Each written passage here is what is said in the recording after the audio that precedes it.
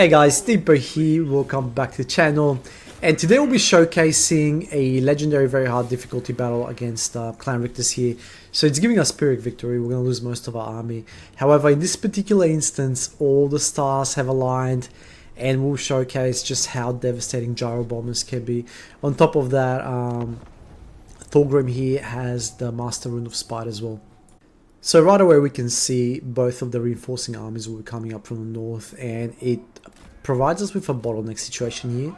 So what we're going to do is majority of our force and Thorgrim are going to be facing north into that chokehold, while the rest of our army is going to be facing south for the third army that will come our way.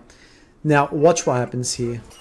Because dwarves are so slow, we actually didn't get it there on time, so they managed to come a little bit out, which presented us with a very unique situation here for our Gyrobombers to go and drop some bombs as they came down. And it's absolutely devastating when they're just blobbed up like that. Gyrobombers really can do a lot of damage. You just gotta make sure you drop the bombs in the right situation. On a side note though, Master Rune of Spite and Thorgrim in a blob is essentially a Mortis engine.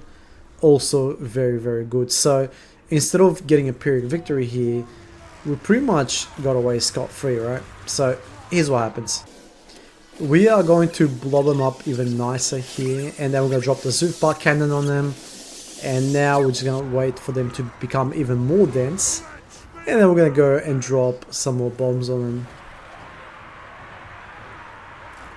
There we go, nice and juicy blob there. Meanwhile the third army hasn't reached us yet, which gives us more time here. And now we are just going to reposition our Gyrobombers there to go a bit more diagonal. Just look at the amount of damage and the amount of kills they're getting. That's insane. That is absolutely insane.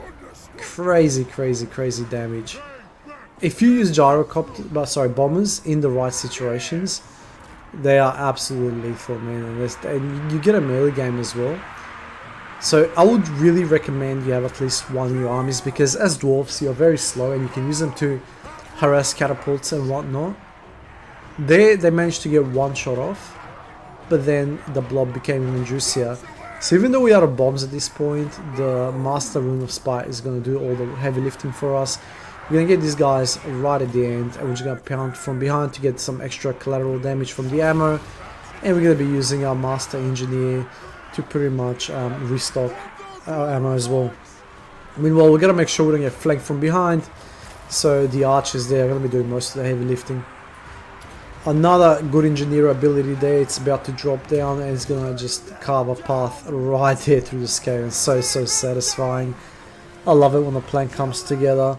And I think this is like the highs of Total War Warhammer 3 when you know you go against the odds and you just absolutely annihilate them. You just outwit them, whether it's through map advantage or the good old cheese. This is in my opinion where the game truly shines.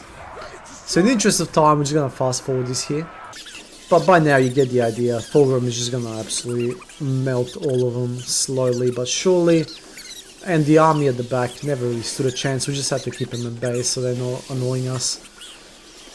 So yeah guys, get your Gyrobombers. They're really useful. They're not exactly the strongest unit, but in certain situations such as this, they can be the difference makers. Honestly, they were like the true MVP here. Let's see how many kills they got. So there you have it, 968 kills there. Huge, even more than Thorgrim. Once again, the map was favorable, but even if you're coming up against artillery, they can go and harass them. You can even bring them into melee if you need to.